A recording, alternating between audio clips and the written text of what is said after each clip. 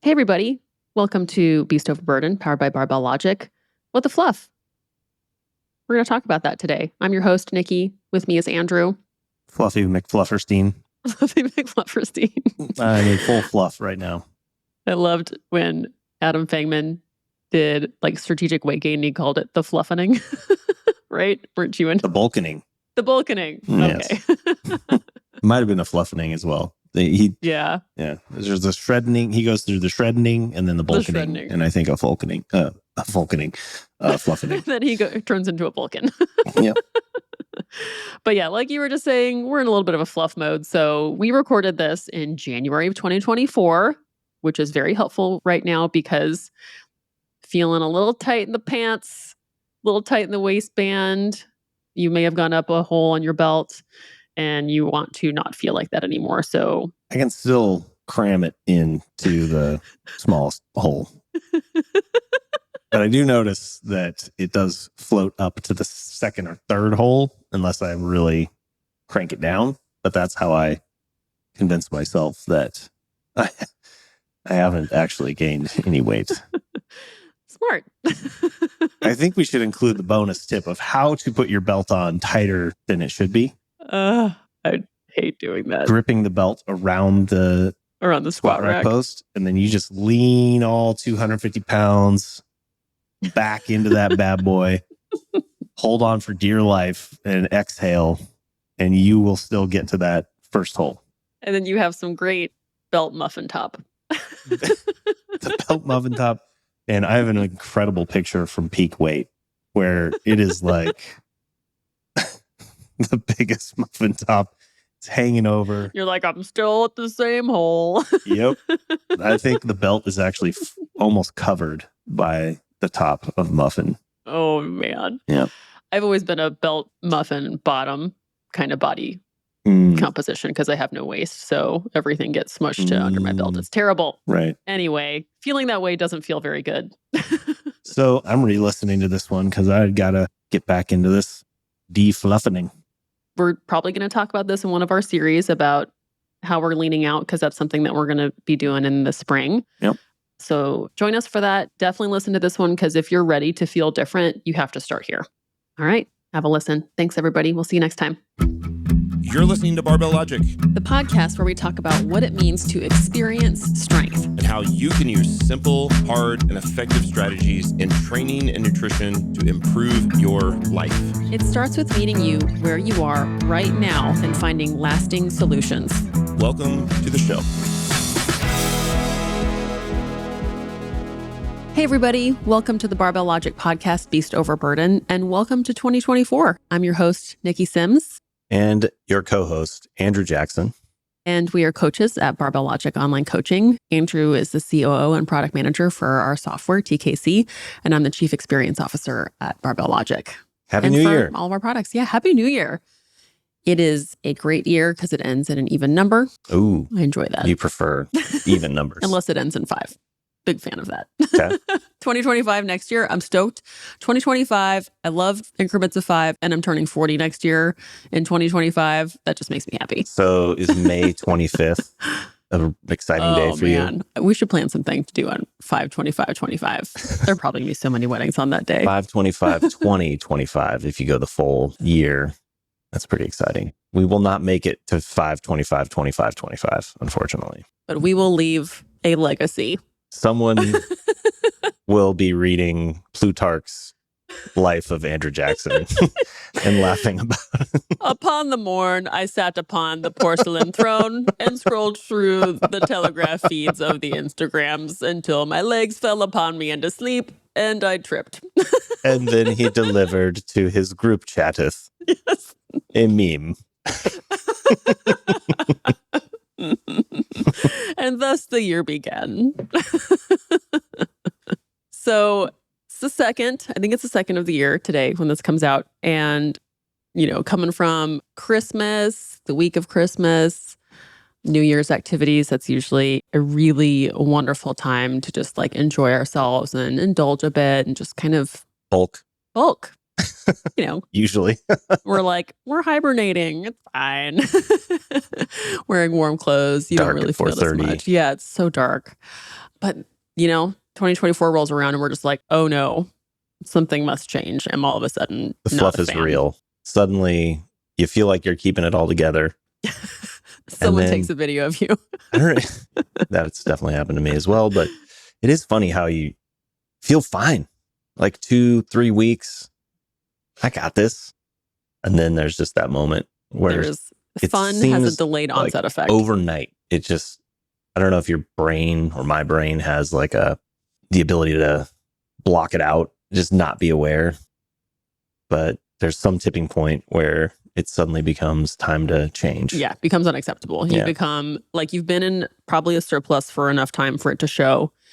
And then you might just have like some bloating going on from what you've been eating. Yeah. And you're just sitting there. I remember this like happened to me at one point last year, the year before. I was just like sitting on a plane home from a vacation and I just felt my stomach and I was like, I do not like this. This is unacceptable. I'm going to only eat kale for months. Mine is frequently when I put the seatbelt on. Yes. And it might be a similar thing. You put the seatbelt on and there's just more there than there was before. Yeah. Or the Hambrick origin story of bending over to tie his shoes and got out of breath. Oh, okay. And that's what motivated him to go to the gym. Nice. Yeah. There's a moment where it's unacceptable. Yeah. Yeah. And New Year's is often one of those, for whatever reason, people tend to notice those things, whether it's a lack of fitness, change in body composition. Usually compounded by not sleeping very well. Yeah, there's a lot of factors going on. Yeah. So there is a great way to triage this. I totally know it works. Like you can triage it for a pretty short-term impact to make you feel better. Okay. And then there are long-term strategies. But I think it's important to know what the long-term strategies are, because if you just only like double down on short-term strategies, I think you end up swinging the pendulum too far in one direction. You end up sabotaging yourself like 2 weeks later. Yep. Like you feel the other end of the delayed onset impact. Like right now, you're in the delayed onset impact of a little too much. And there's also a negative impact to not enough. And you're going to mess with your training. You're going to end up just going in too many different directions if you don't have a good idea of what to do for both methods. Yeah, and you get that the noise becomes hard to see the signal of what's working. And you kind of end up feeling like, well, this isn't working. We know that being in a deficit works, but if you can't maintain it or sustain it without that intense white knuckling focus, you're going to fall off the wagon, as they say, or bounce all over the place. And it's not that nothing works. It's that you're just not doing anything consistent enough for it to manifest in changes. Yeah, these changes, they need time. And sometimes if it's the potentially wrong change for too much time or for enough time for it to show up, you're just like, crap, well, now I've wasted that time. And we're talking to lifters, like they're not just trying to lose weight. Like you're all trying to train. You're trying to keep building muscle. You're trying to keep feeling good under the bar. And so it's not just as simple as, well, eat less. Like that would be great, except that we actually want to use our bodies and be useful. So like you just said, the natural thing is, okay, well, how can we get into a deficit? And then the follow-up question is, how much of a deficit should it be? And what changes in behavior would support the outcome that you're looking for? And depending on how I think you want to feel in a month and 2 months is really important. Always think about that, because the way you're able to train over those 2 months, the way you're able to train really this week and next week will continue to support that vision. So in 2 months' time, are you looking to have lost 5 pounds?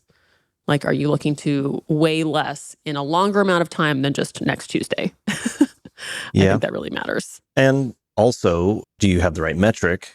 Because you might not weigh less, depending on how your training is going. And that's one of the reasons why Brittany, for example, made her template a fat loss template, not a weight loss template. That's smart. Because getting focused on the weight metric, which is a combination of muscle mass, water, and body fat, and all kinds of other tissue in your body, that might not be the right metric to prioritize for everybody. Yeah. What are some good ones? Well, I think waist measurement or just tape measurements in general tend to be better for a couple of reasons. One, it doesn't change every day. very rarely. Yeah. So it right out of the gate puts you into looking at a metric that's longer term focused. It's a lagging indicator of behavior changes that have usually been in place for weeks at a time. Yeah. Stepping on the scale usually leads to very reactive emotions and activities. Yeah. It's not to say that weight can't be a metric. Certainly somebody who's in a caloric deficit is likely to lose weight, but it's got noise in the signal because you have other things going on. If you are going to track weight, I would say to do a rolling 7-day average so that you eliminate some of that noise. Some days are going to be a little bit higher, lower, and you don't really want to react to either. That kind of actually helps, what's that called? Like exposure therapy, where, sometimes if you only step on the scale like twice a month, every time you do it, you're just like, oh my God, this is different than I thought. Right. You could feel amazing. Then you step on the scale and all of a sudden you feel terrible about yourself. Yeah. But like the more you do it, the more you're able to see everything else that goes along with your life in addition to that one moment of stepping on the scale. I've seen it go both ways. Like some people just are so neurotic, and I don't say that in a demeaning or a negative way, but just higher on the neurotic kind of personality trait, can't step on the scale every day. And that's fine. It will just drive them insane. Yeah. And so, if you can expose yourself, and I've been there too, like I've got the bathroom scale right in the bathroom, and first thing in the morning, I just check it. I like that you have to just throw up the difference between a bathroom scale and a scale in the bathroom. Well, bathroom scale, when that came out of my mouth, did not make any sense. What am I measuring the bathroom? What are you weighing?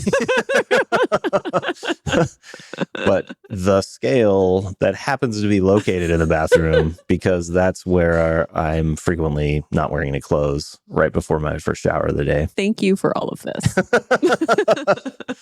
It becomes a convenient place to get a weigh-in first thing in the morning without any extra things on.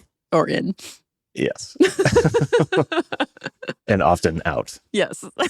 Recently.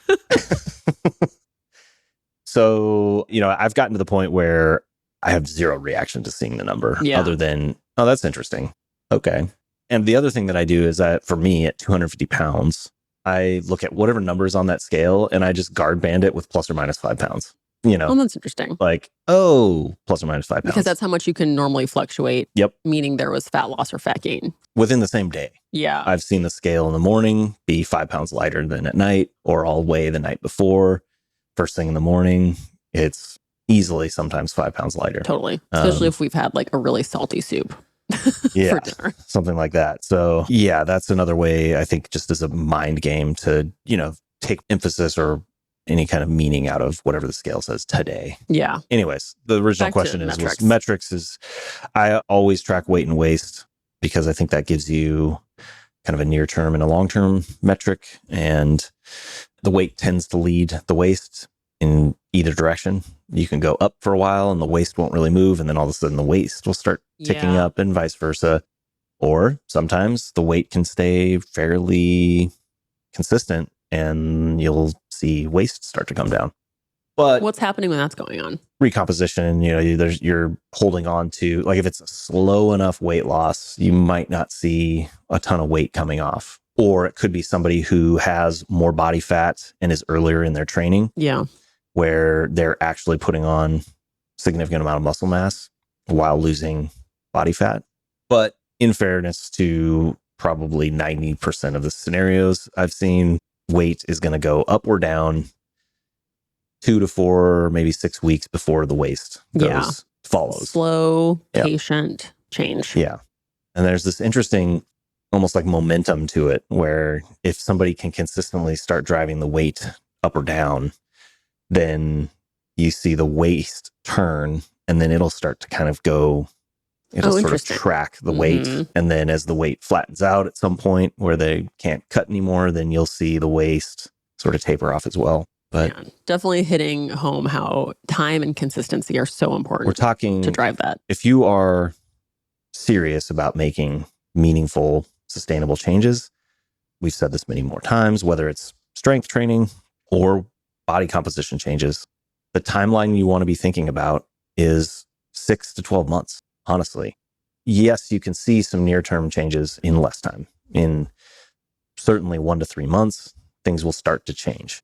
But it might not necessarily be sustainable. you're probably not going to achieve your goal in 3 months, which is why, we've made our money back guarantee that 6-month window, right? Like that's where you're really going to see the identity changes that lead to the habit change that lead to the outcome. Yeah. It's almost like teaching your body how to fish. Yeah. Like it's not just, let's stick a Band-Aid on this and make you feel better. Right. It's like, let's teach you how to feel better for a really long time. So you said you had a method. Yeah. So we've talked about metrics, how you would look at the outcome. What are the behavior changes that you go to when you're feeling like you've tipped over? Like what we can assume, what I can generally assume is that there's likely been a caloric surplus on most days. Maybe not all the time, because you might end up eating foods that make you so full that you end up only eating once or maybe twice a day when you normally graze throughout the day. So, but probably on average, there are foods that you don't eat very often and an overall surplus that have made you feel fluffier and bloated. It's interesting you mentioned that, because what I'll see with a lot of people that struggle to change their body composition, Monday through Friday are locked in. And then Friday, Saturday, and Sunday are completely blown out. Totally. And that's still a surplus. Yeah. We had a podcast episode a couple weeks back where we talked about number of days that are kind of outside the norm. Yes. And during the holidays, there's typically more of those days. So even if you were on your normal, quote unquote, days, eating like you do normally, there's more opportunity to have those blowout days. Yep.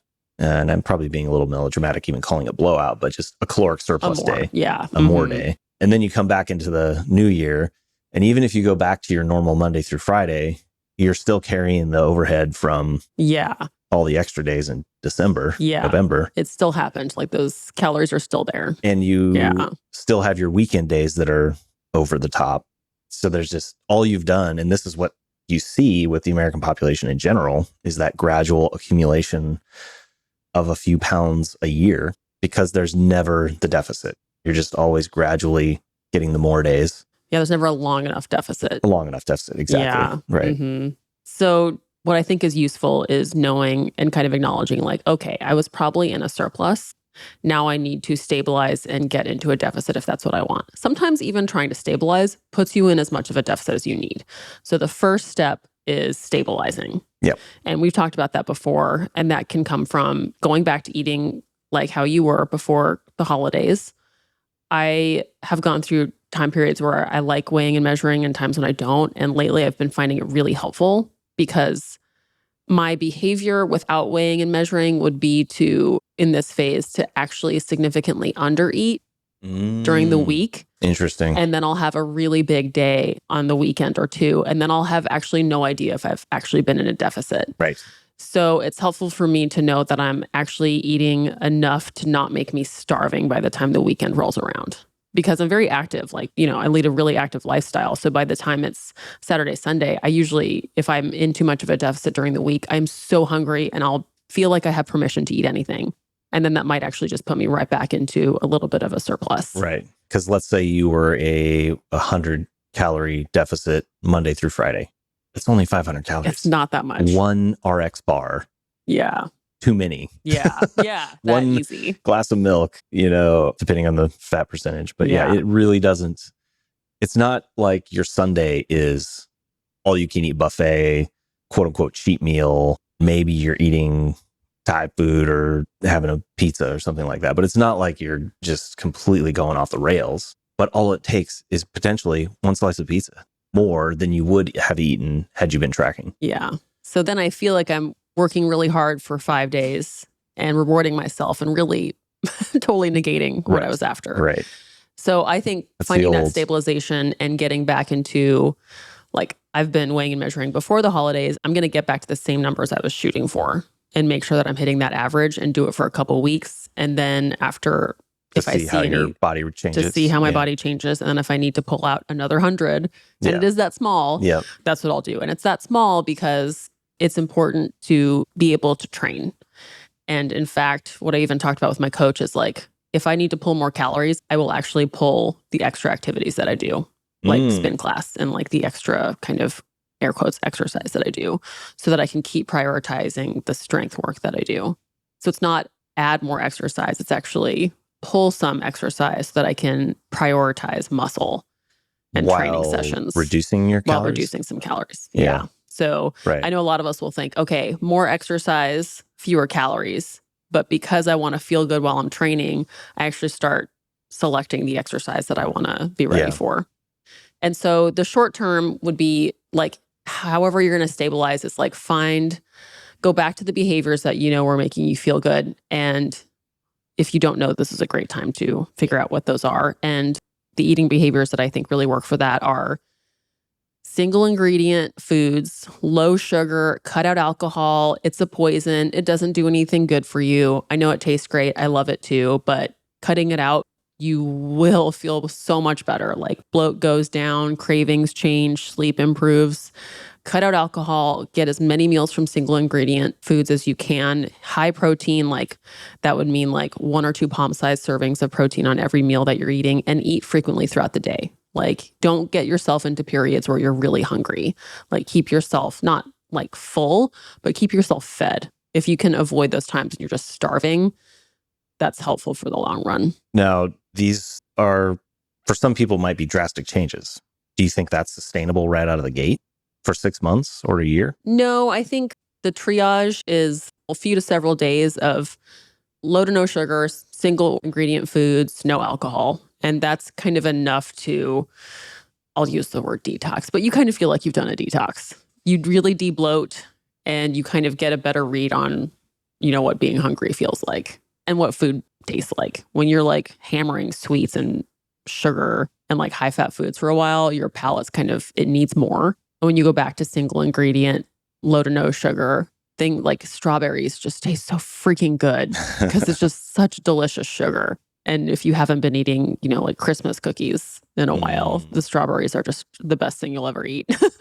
Yeah. In a good way. So this is not the long-term strategy. This is the reset baseline, resensitize yourself to what it feels like to eat in a way that's closer to your needs. Yeah. And de-bloat. It'll allows de-bloat you to which feels just good. feel better, sleep better, remember what it's like to not feel that over the line feeling that got you wanting to change in the first place. Yeah.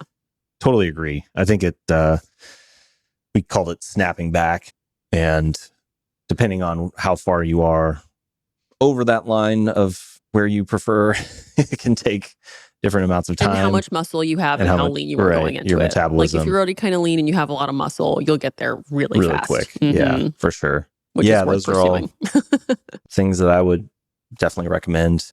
The conversation that I keep having more and more with clients is, first, how serious are you? Real talk. And then second, if it's that serious, because most of them are like, I'm serious. This needs to change. I'm like, okay, stop drinking. Yeah. And they know it. They know it. We all know it. I know it too. And of course, I don't always, I'm not saying indefinitely, although probably wouldn't hurt. But it's not just the alcohol. It's the cascade of choices and impacts after the drink. Because, the client I was just talking with last week, he's like, I know. I just can't have one. I'm not wired that way. And I find that to be true with a lot of, or certainly with I've actually, to your point about resensitizing, one of the things I notice is when I go through, a week or two of rebaselining, I am able to get back to, okay, one drink, that's plenty. Yeah. I feel fine. And then I don't have that cascade of food choices, sleep impact, needing to eat a ton of dessert just to like get the same sensation. I definitely think there's something to be said for that reset so that you can then start adding things back in. But the way they get added back in is totally different. And the reason for adding them back in is different. Yeah. Because I'll go through periods of time where it's like, I feel like I have to work up to 3 drinks just to even have the the experience of having a drink. Making it relax you or giving you that little bit of fun buzz. Yeah. Yeah. But then after a little bit of a reset, one cocktail is like, whoa, I'm feeling this one. But the near-term conversation with most of my clients lately has just been, look, if you're serious about this, 0 drinks. Yeah. Until you hit a point where you feel good about where you're at.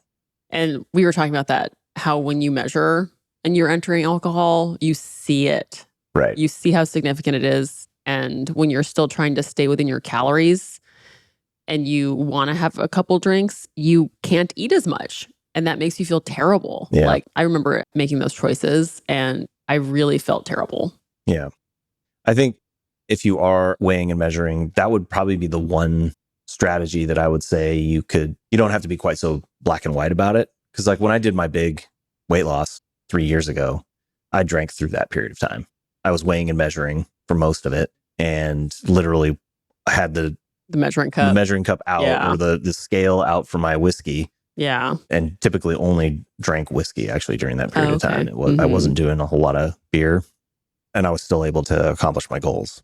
But for most of my clients, they're not weighing and measuring. Yeah. Or don't have the ability to. Like this individual goes on a lot of work trips and they're at the bar. It's like part of the social environment. Yeah. And you know, it's just one of those things where you're at the bar after the big meeting and you have one drink and then it's 4 drinks and they're usually late at night and then his sleep is jacked wrecked. and then he's traveling the next day and then it's just the cycle that control what you can control, do the best that you can with what you can. And it's actually easier for him to just be able to say, I'm not drinking right now.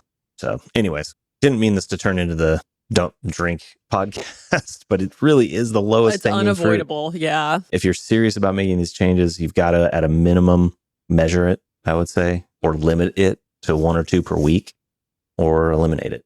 Yeah, that's the first thing, like you said, the first low-hanging fruit. And then after that, I think you can kind of open the door to, okay, do we want to do like serving size guidance? Precision Nutrition does really well with that, where it's about having a certain number of palm size or palm size for protein, fist size for carbohydrates, handful for like starchy carbohydrates, and thumb size for fats. Mm-hmm. And that's a good visual tool where you can prescribe how many of each to have based on goals. Or if you want to do weighing and measuring. If someone's really like, I want to lose 10 pounds by this day, I'm like, we're weighing and measuring. Sorry, I'm assigning you macros. We're going to try it this way because it's the most accurate way for us to know if they're actually in a surplus or a deficit, and we'll get them where they want to get sooner. One of my clients is using our new fat loss template. Oh, yeah. This is a new thing that we're coming out with. First time he's ever done the hand portion, always done his cuts with weighing and measuring. He dropped 14 pounds. Oh my gosh. And like an inch and a half in 8 weeks. Okay. Well, I'm excited about this template. Yeah. I mean, he's very disciplined, obviously strength training, doing some HIIT stuff in there as well, but he's loving it. Yeah. And I think if you can wrap your head around the portion size, and I tend to find this to be true, that people that have weighed and measure are great candidates for going into the hand measurement. Good point. Because they've got a little bit more of a sense of how things like what 8 ounces of protein looks like or what 40 grams of carbs look and like. What it feels like when you eat it. What it feels like, exactly. Yeah. So I think it's easy to point at an anecdote and say, well, look at this guy. Perfect. And a lot of people do it, but I do find that having weighing and measuring experience translates better. So it's, I guess the learned behavior is, or it's like having an awareness of what calories come with what sizes of foods. The classic one is like actually weighing out what a tablespoon of peanut butter is. That's the game changer. Yeah. That will forever change your perception of reality. And what 1 glass of wine counts as, which is 5 ounces, which is terribly small. Yeah. Or a 2-ounce pour of whiskey. Yeah. Like when you're used to doing the fingers. Yeah. Oh yeah, that was 2 fingers. Yeah. Oh, actually that was 8 ounces of whiskey. Yeah. That was a 20-ounce Negroni. That's a 20-ounce Negroni. My favorite recipe. So yeah, I think that comes from weighing and measuring is you see the caloric impact of foods. And that's really important because it's the tiny sneaky ones like booze and peanut butter and stuff that is really high in calorie, high in fat that, you cook with oil. 1 tablespoon of olive oil is nothing. It's hardly anything. And that has 14 grams of fat in it. If I really had to get serious, that would probably be my next low-hanging fruit. Yeah. Because I'm pretty liberal with the oil. Yeah. Because it's good. Because it's delicious. Yeah. Yep. And it really makes cooking way better all the time. Yeah. Like you really can't go wrong with adding more fat. It changes the texture. It makes things more flavorful. Crispy. Man, we just totally derailed. Anyway, food's good. Start talking about. And actually, here's our weight gain plan for you. Butter. Like, as I've gotten into more cooking, there's never a scenario where I'm like, I wonder if I should add more butter. I wonder if that'll make it better. And it turns out not to be better. Like, it's always better. And one of our first ideas that we had is like, what if we used bacon grease? Yeah. I mean, it came from watching a lot of cooking shows too. Uh-huh. And I'm always like, man, I don't get it. How come everything I cook is always stuck to the pan, tastes dry? And then you go watch Gordon Ramsay. Pioneer Woman or Paula Deen. Or even Gordon Ramsay. Yeah. That dude will put like half a stick of butter on his eggs without even batting an eye. And you're like, and he's like, oh, if you really want to add the crispy brown edge, that, oh yeah, just sprinkle butter all around the outside of the pan. Yeah. Or you're cooking a steak with tons of marbling on it, throw some more butter in there. Spoon it on top. Yep. And this is why going out to eat is really tough when you're trying to lose weight. Oh, yeah, because they're doing that. Because the motivation for restaurants is to make it taste good. 100%. And make you want it. Yeah. So how do we do this and still enjoy our lives? Well, like you said, the Hawthorne effect of just measuring, what you measure will change. The Hawthorne effect for dummies. And from that baseline, then you can start adding things back in, I think, is kind of how I think it makes it sustainable. I think two things. One, the awareness that you talked about, resetting the baseline, which allows you to make more intentional decisions and add those things back in a way that you can actually enjoy. Yeah. Because you've reset the baseline and because you're not coming from a place of no awareness or just not being conscious of what it is that you're doing. I think that's what makes it sustainable for a couple of reasons. One, you actually enjoy it when you add it back in instead of it just being there. It's like it's just a habit of more. Right. Which is not always enjoyable. It's enjoyable sometimes, but then it just becomes a weird habit. Right. Like, why am I doing this? Yeah. You know, it's just because that's what I do at 4:00 every day. Right. I always have a beer at the end of the day. Or like for me, it was, I would walk in the door and we had these mason jars of, I've talked about this before, like almonds and cashews. And I just grab a couple handfuls of nuts and a string cheese out of the fridge and usually a beer. Why? That was my habit of eating and drinking 1,000 calories. That was your like unwinding day. That was just, and then that had not even registered in my mind as eating. It's not a meal. No, I'm just having a little snack. It's just an after school snack. And so it's 1,000 calories that wasn't even registering in my brain. And then I would sit down for my meals and like, oh, well, you know, it wasn't like I was eating crazy meals, but also the portion sizes. I think the portion size habits is where the weighing and measuring is a game changer. Yeah. Because you just, at least for a big guy like myself, you don't realize how much you're getting. Like what you've become accustomed to as a normal plate or 2 plates, if you go for seconds, is just way more than you think it is. And it is a little bit sad.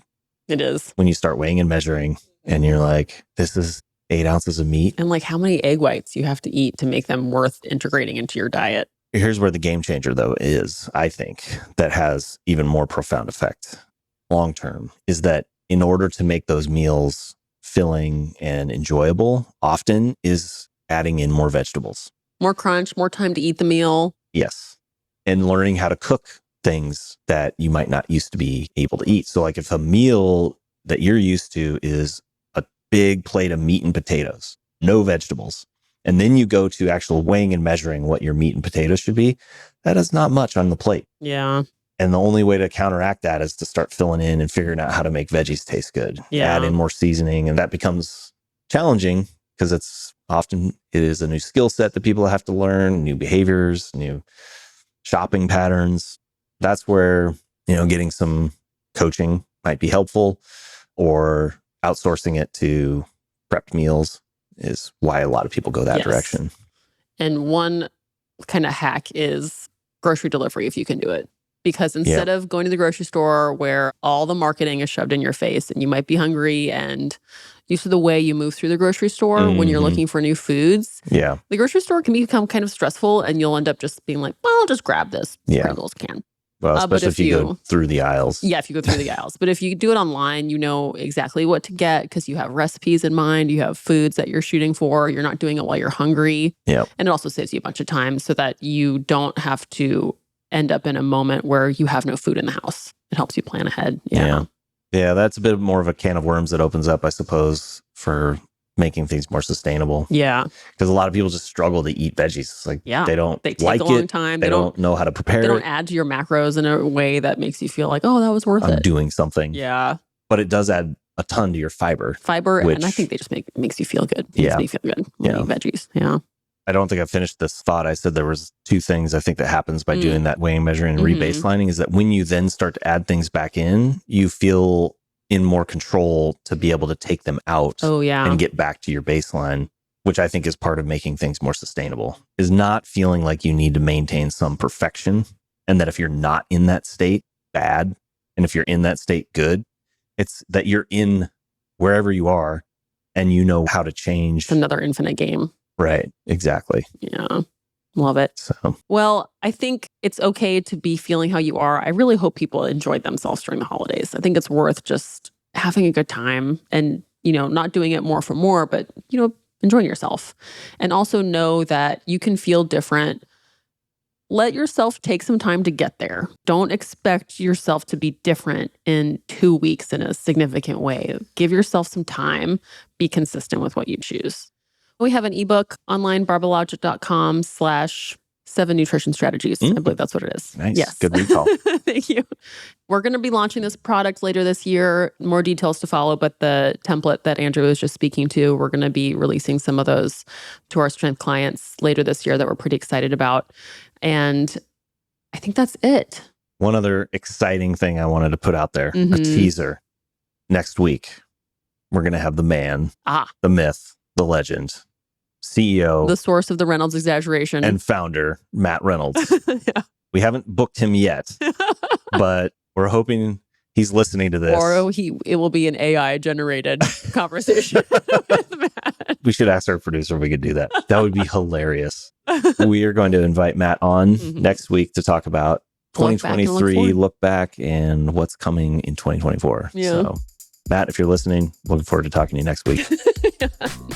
And thanks for listening today. I hope you have a really good 2024 and get what you want. And if you have questions about Barbell Logic online coaching, I would encourage you to set up an experience call with us, barbellogic.com/experience. And we'll see you here next week. Bye-bye.